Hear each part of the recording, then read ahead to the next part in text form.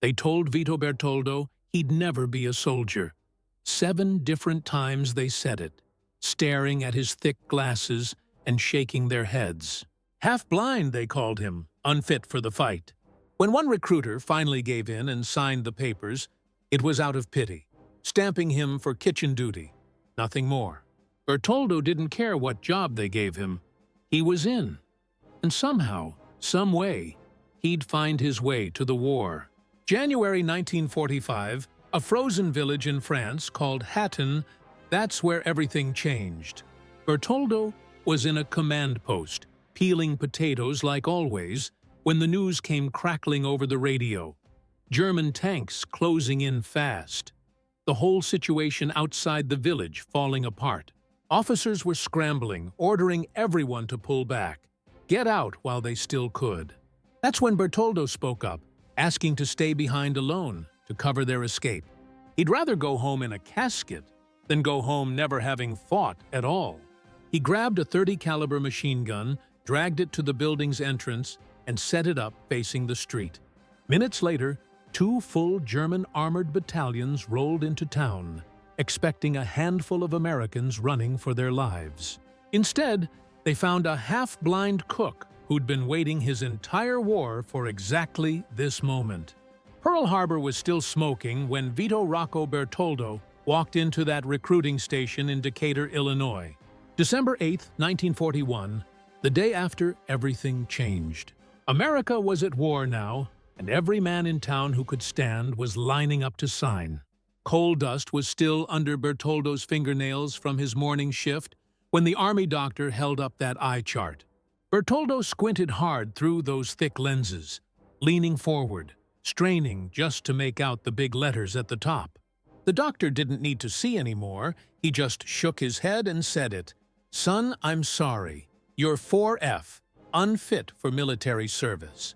Those words hit Bertoldo harder than any punch he'd ever taken working the mines. All around him, his buddies were getting approved, shaking hands, ready to ship out and do their part. Bertoldo was the son of Italian immigrants, born December 1, 1916, raised believing in the American dream with every fiber of his being. Now, when his country needed him most, when everything was on the line, they were telling him he wasn't good enough to fight for it. He tried to argue, his voice still carrying that trace of his parents' Calabrian accent, telling the recruiter there had to be some mistake, saying he could work. He'd been hauling coal since he was 16. He drove trucks. He could do anything they needed. But the answer came back final and cold. "It's your eyes, son. You'd be a liability in combat. Next in line, please." Liability, that word burned into him as he walked past all those accepted recruits, past their excited faces and their future. Outside on Decatur's streets, the whole town was buzzing with wartime energy. Factory whistles were blowing, calling for extra shifts to make weapons and planes. Women were heading off to work the jobs that yesterday belonged to men now bound for boot camp. Everyone was doing something. Everyone had a purpose. Everyone except him. For weeks after that, Bertoldo haunted that recruiting office like a ghost. He tried the Navy, rejected. Tried the Marines, rejected. Even went to the Coast Guard, and they turned him away too. Every single time, same verdict. 4F. Those bulky lenses that helped him see in the dark mine shafts were now a prison keeping him from the one thing he wanted most. His fellow miners started calling him Lucky Rocky, saying he was lucky to have a free pass while they were shipping overseas to die. They didn't understand. Bertoldo didn't want safety, didn't want comfort. He wanted purpose. His parents had fled poverty in Italy, crossed an ocean for the chance at something better in America. And this was his moment to repay that debt. But his own body was betraying him. By spring of '42, Bertoldo had actually memorized that eye chart. Not well enough to pass legitimately, but well enough to get creative with it. When the Decatur recruiting station started recognizing his face, he took a bus to Springfield, then Champaign, then all the way to Chicago. Each time he got a little further before the eye test exposed him again.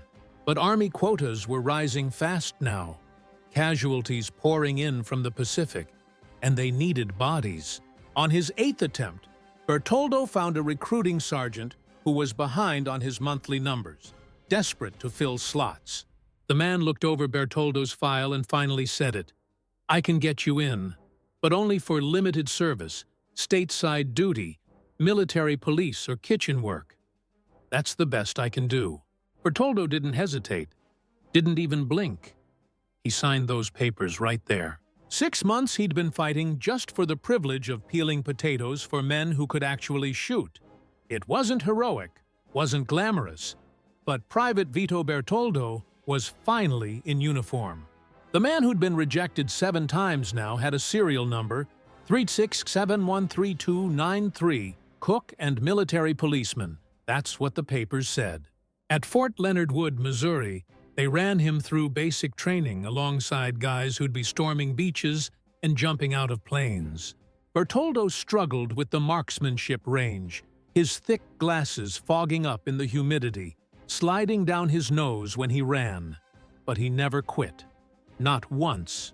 When other guys complained about kitchen duty, Bertoldo volunteered for extra shifts. When they needed someone to stand guard in the freezing rain, Bertoldo took double watches without being asked. He'd say it later, plain as day, "I wanted to do more than just stand guard or do the cooking." But for now, this was his war, chopping onions till his eyes streamed and standing gate duty in the cold. All Bertoldo knew, as 42 turned into 43, was that he'd rather die trying to serve than live knowing he'd never tried at all. By late 1943, the war had become a brutal math problem, and the numbers weren't adding up in America's favor. Casualty rates in Italy were exceeding replacement rates. Boys were dying faster than they could ship new ones over. The invasion of France was coming. Everyone knew it, and it would take every man they had. Standards that seemed carved in stone back in 42 were starting to bend under the weight of necessity. The Army gave Bertoldo special permission to retrain as an infantryman, gave him orders to deploy to Europe, not exactly as a combat soldier, but somewhere in between. They assigned him to Company A, 1st Battalion, 242nd Infantry Regiment, 42nd Infantry Division, the famous Rainbow Division from the First War, now put back together with whoever they could find. Officially, he was still on kitchen duty, but with one critical addition written in his file, "Fight as needed," those 3 words changed everything. The 42nd Infantry Division was in a strange place in late 44, once a legendary outfit, now deactivated since the First War, hastily reassembled with whatever pieces were available. Green troops who'd never heard a shot fired in anger. Support personnel trained up as emergency infantry. Newly assigned officers trying to mold a real fighting unit from scattered parts. Captain William Corson commanded Company A, and among all the headaches he had with his improvised squads, one frustrated him more than the rest: the messman, Vito Bertoldo. Bertoldo wasn't drinking, wasn't fighting other soldiers, wasn't going AWOL. The problem was actually more ironic than that. After 2 years of rejection and appeals, after finally making it into an infantry division headed for combat, Bertoldo was causing trouble in the one place he was supposed to fit in: the kitchen.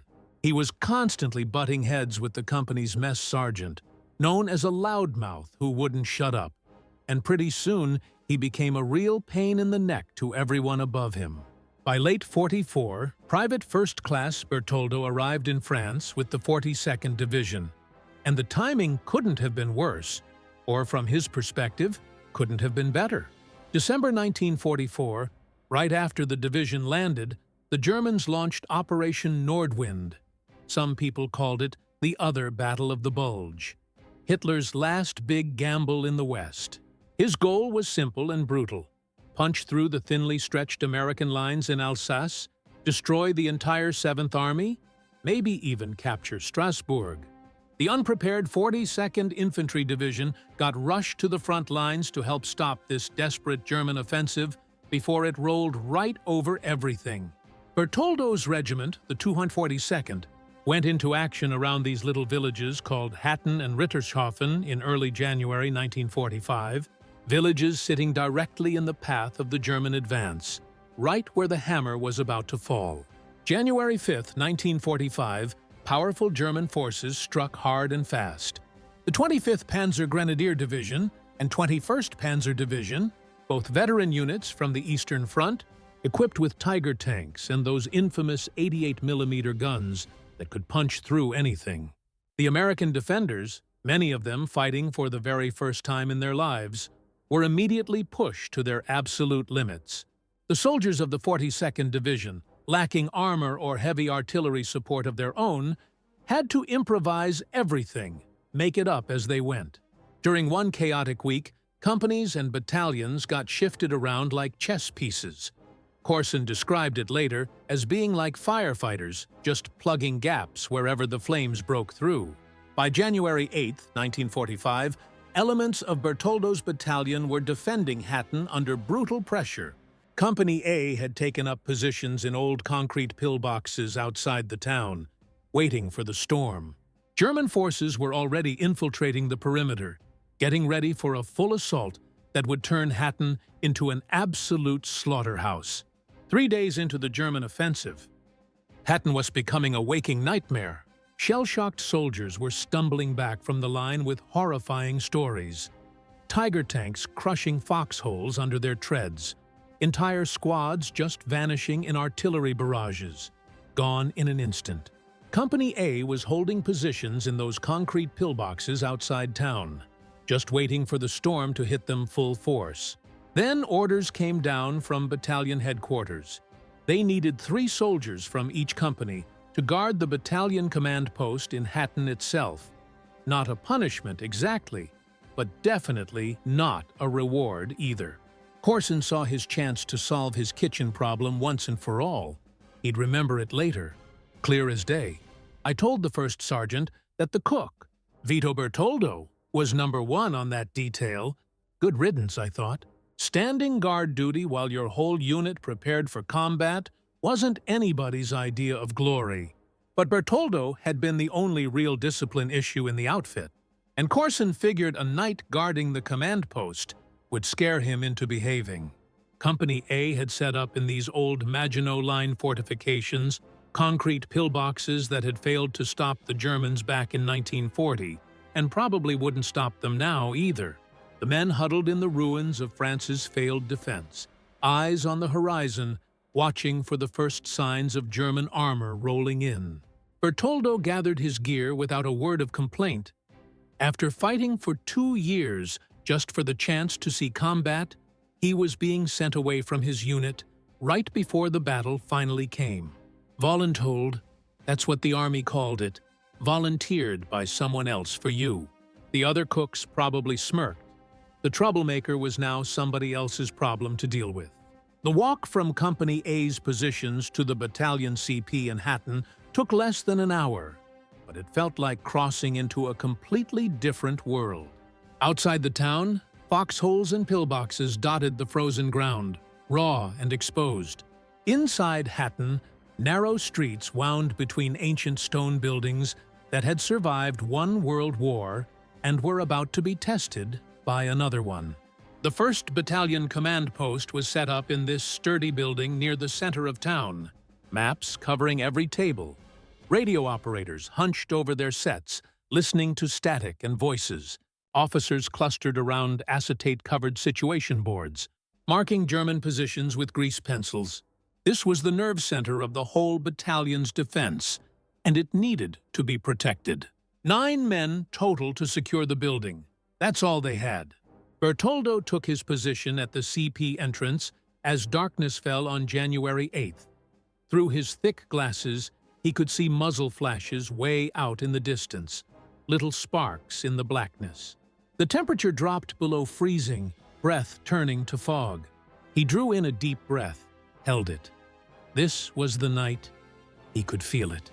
By 11 o'clock that night, the sound of engines started echoing through the village's ancient stone streets. Not American engines, no, this was different.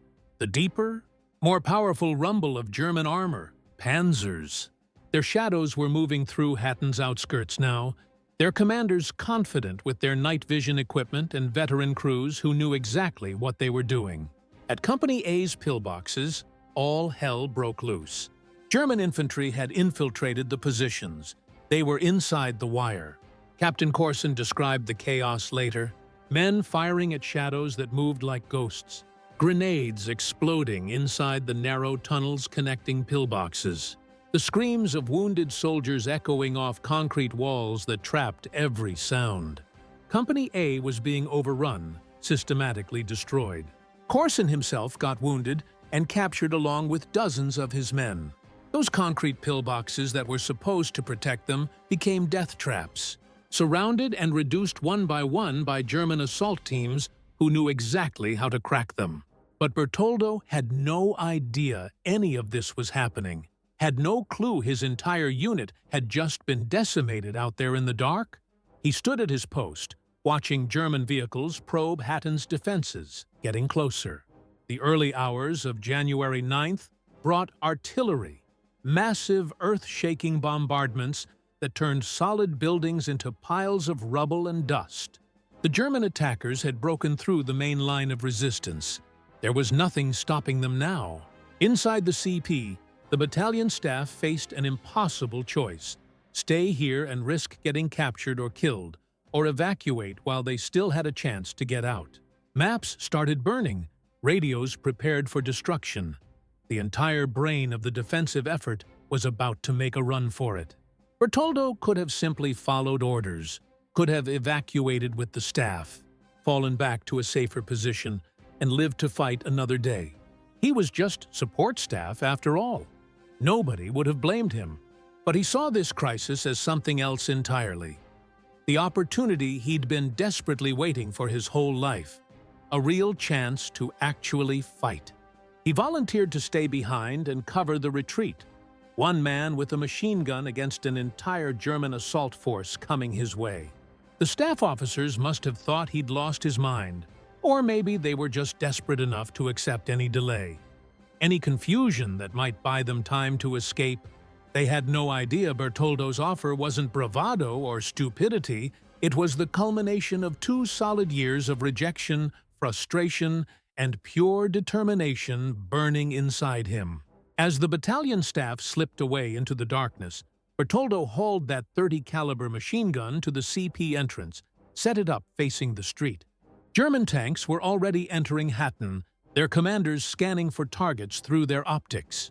Behind the armor came the infantry, hundreds of veteran soldiers who'd fought all the way from Russia to France and survived it all. The 25th Panzer Grenadier Division and 21st Panzer Division were elite units. They'd faced the Red Army at Kursk, the British at Caen, the Americans at Metz. They'd seen everything.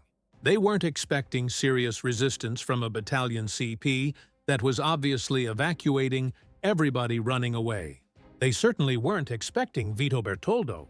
4:30 in the morning, January 9th, the last American footsteps faded into the darkness, leaving Vito Bertoldo completely alone with a machine gun and the approaching thunder of German armor getting louder every second. Through the doorway came the sounds of tank engines growling like animals, commanders shouting orders in German, the metallic rattle of ammunition being loaded into weapons. Bertoldo positioned the gun to cover the main street and just waited for the dawn to come.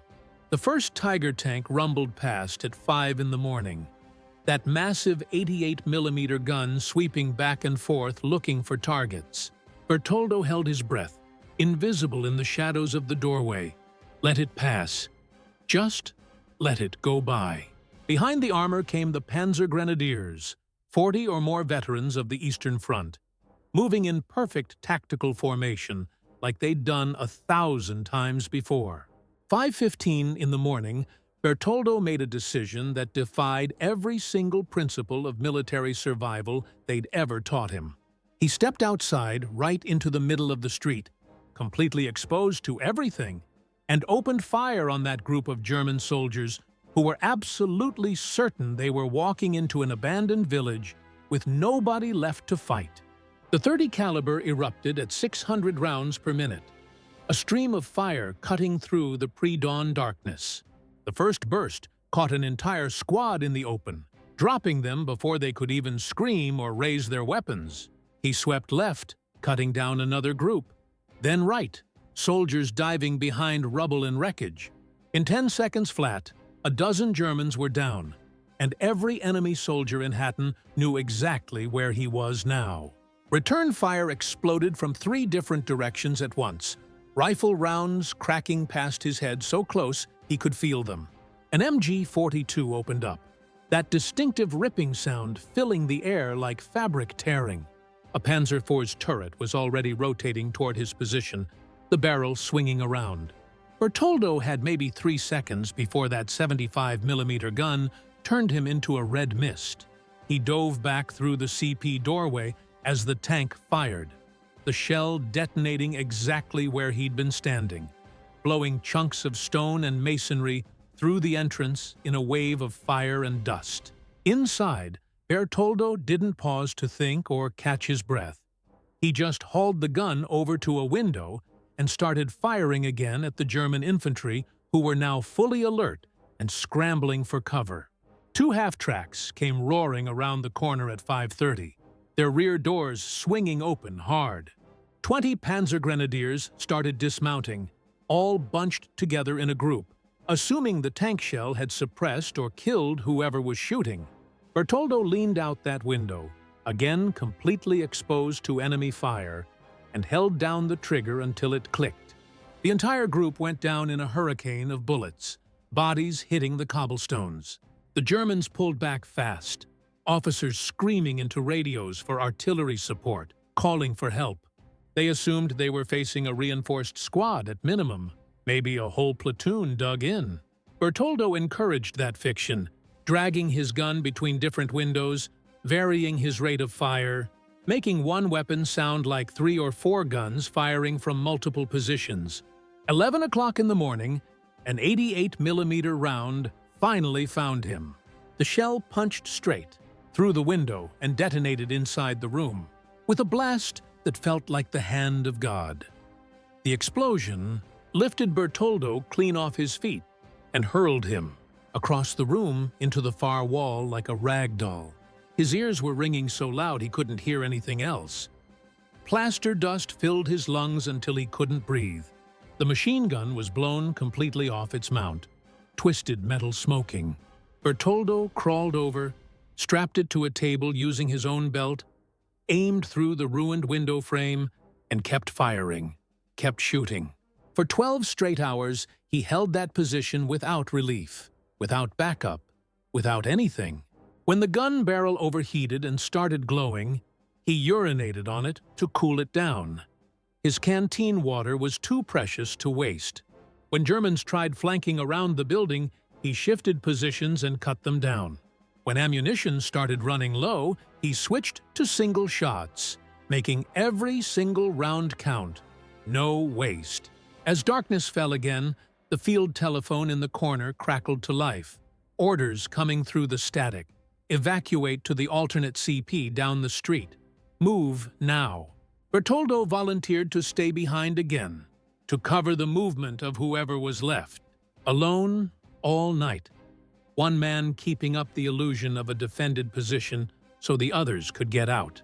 In the pre-dawn hours of January 10th, Bertoldo finally moved to that alternate command post, left the first building behind. When he arrived, officers asked him who else was with him. Where was the rest of his squad? He just sighed, exhausted, and said it plain. No one. Just me. That's it. The room went completely silent. You could have heard a pin drop. They'd assumed at least a squad, maybe more, had held that original position through the entire night. At least 8 or 10 men. 6 in the morning, the Germans launched their heaviest assault yet, this time at the new CP location, and they were done playing games. A Panzer IV led the attack, supported by a self-propelled 88mm gun and about 15 Panzer Grenadiers, veteran troops who'd had enough. Bertoldo figured the best way to help was to cover the new CP from a building right next to it. get some height, better angles. A few other defenders joined him up there, but there was almost no organization left. Everyone was just fighting their own desperate war at this point. Bertoldo started shooting at the enemy infantry from the building's windows, same as he'd done before, controlled bursts. The Panzer Grenadiers scattered in a complete panic. They couldn't believe it was happening again. The Germans were absolutely furious at this point, infuriated by this one man who wouldn't die, wouldn't stop, wouldn't quit. They sent that 88 right up close to the building, so close the muzzle was practically poking through one of the windows, almost touching the wall. The first time it fired directly into the room, the shock wave alone was powerful enough to knock Bertoldo down hard and wound some of the other defenders around him. Blood poured from his nose and ears. His thick glasses shattered into pieces. Through the ringing in his head that wouldn't stop, he heard German voices right outside. A whole squad preparing to storm the building, coming up the stairs. Fighting through double vision and blood, Bertoldo crawled back to his machine gun, got his hands on it. When that first German soldier appeared in the doorway, Bertoldo fired a burst that sent the entire squad running back down, retreating in chaos. By noon, German commanders had committed an entire company to eliminating this one strongpoint. Still completely unaware, it was basically just one man with a machine gun. Every time the Germans thought they'd finally silenced the position, killed whoever was in there, machine gun fire would start up again from a different window, a different angle. When ammunition ran dangerously low, Bertoldo switched to single-aimed shots, making absolutely every round count. 4:30 in the afternoon on January 10th, American reinforcements finally counterattacked from the other direction. A relief force from the 79th Infantry Division broke through to Hatten's outskirts, pushing hard. Hearing American weapons joining the fight for the first time, Bertoldo fired his very last belt of ammunition in one long, continuous burst, the barrel glowing cherry red, providing cover fire for the advancing infantry coming to save what was left. When those soldiers finally reached his position at sunset, they found Bertoldo barely conscious, still gripping that machine gun in his hands, surrounded by thousands and thousands of spent brass casings covering the floor like a carpet. The investigation started immediately.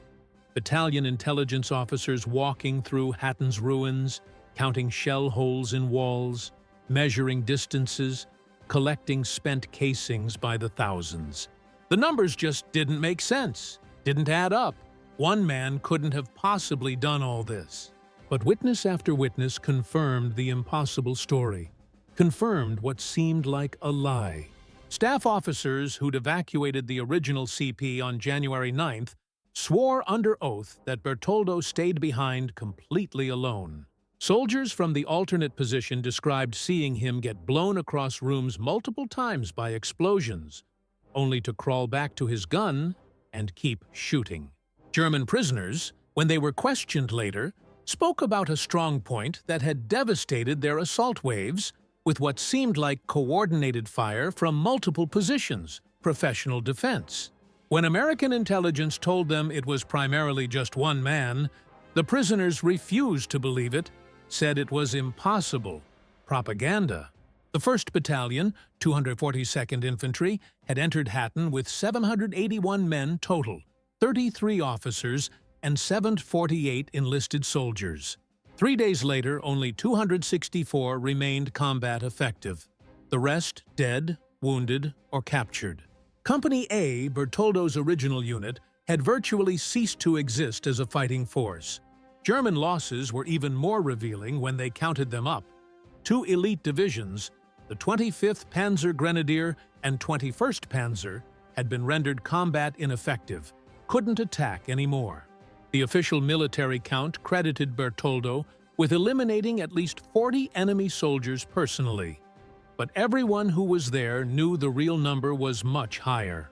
The Germans couldn't evacuate all their dead from those 2 streets, couldn't get to them all. Colonel Hans von Luck of the 21st Panzer Division would write about it later. saying Hatten was one of the hardest and most costly battles that had ever been fought on the entire Western Front, worse than anything else he'd seen. His division's offensive capability was completely broken, shattered not by American armor or massive artillery, but by the delay and confusion inflicted by one single determined defender who wouldn't give up. Bertoldo's 48-hour stand had given American forces the crucial time they desperately needed to establish new defensive lines behind them. Other units rushed in to contain the breakthrough before it spread. By late January, Operation Nordwind, Hitler's absolute last offensive in the West, had failed completely. The German army would never mount another major attack. They were finished. Word spread through military channels like wildfire, like lightning. The story everyone had to hear. A man classified 4F, rejected as unfit, had held off an entire armored division by himself. The kitchen discipline problem, the troublemaker, had saved an entire battalion command structure from capture or destruction. In Washington, the Army's personnel branch quietly started reviewing their classification policies, asking hard questions. If a half-blind cook could do this, what did that say about their whole system? How many other Bertoldos had they rejected and sent home? How much potential had they wasted? The recommendation for the Medal of Honor moved up the chain of command with unprecedented speed, faster than anyone had seen. Witnesses provided sworn statements. Officers who'd never agreed on anything in their careers agreed on this one thing. Vito Bertoldo had performed one of the most extraordinary acts of individual courage in the entire history of the American military. By November 1945, the paperwork finally reached President Truman's desk in the White House. The former artillery captain from World War I read through it twice, carefully, then looked up. Truman told his aide directly, "Clear my schedule for December 18th and get me Eisenhower. He needs to see this personally." December 18th, 1945, the White House Blue Room was absolutely packed with reporters and military brass in their dress uniforms. General of the Army Dwight Eisenhower stood at rigid attention. Photographers were competing for the best angle, the best shot. At the center of everything stood Master Sergeant Vito Bertoldo, looking deeply uncomfortable in his dress uniform, those thick glasses reflecting all the camera flashes going off. President Harry Truman held up the Medal of Honor citation, his voice clear, reading it aloud to everyone. Master Sergeant Vito R. Bertoldo fought with extreme gallantry while guarding 2 command posts against the assault of powerful infantry and armored forces. With inspiring bravery and intrepidity, Master Sergeant Bertoldo withstood the attack of vastly superior forces for more than 48 hours without rest or relief, time after time escaping death only by the slightest margin, killing at least 40 hostile soldiers. Truman paused there, studying the short, stocky man standing before him in that moment. Bertoldo hadn't just gone on some violent frenzy, hadn't lost his mind. He'd performed a carefully calculated, sustained military operation that took far more than just guts. It took intelligence and will. The press was clamoring for a statement, cameras clicking, everyone shouting questions. Bertoldo, as modest as ever, delivered the words that would define him for the rest of his life. "All I did was try to protect some other American soldiers. At no time did I have in mind that I was trying to win something." That's what he said. Captain William Corson recovered from his wounds and from German captivity eventually got sent home. One day, he opened up the newspaper and saw the president decorating his former kitchen problem child, the troublemaker he'd tried to get rid of. He'd comment on it later with obvious irony, "Imagine my surprise." That's all he could say.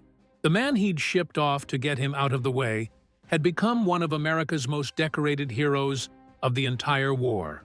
Bertoldo received additional decorations after that: the Bronze Star with oak leaf cluster, the Purple Heart for his wounds, and the French Croix de Guerre with Silver Star from a grateful French government. His entire battalion received the Distinguished Unit Citation for the defense of Hatten. though absolutely everyone knew one man had made the crucial difference that saved them all. Eisenhower, who'd commanded millions of men across Europe, who'd planned D-Day itself, sought out a private word with Bertoldo after the ceremony ended, away from the cameras. What they discussed in that moment went completely unrecorded. Nobody wrote it down, but witnesses said later the Supreme Commander seemed genuinely awed by Bertoldo, amazed by what he'd done. As Bertoldo finally left the White House that day, walking down those steps, one reporter managed to get close enough to ask one final question. What would he do now? What was next? Bertoldo said he wanted to help veterans like himself, guys who'd given everything. He said it plain. The best way to honor the dead is to try to make it up to the living who have given the best years of their lives in the interest of peace. And then he walked away into history. The memories of World War II remind us not only of the price of freedom, but of the strength of the human spirit. Let us preserve their stories so they are never forgotten. Please subscribe to help keep these memories alive.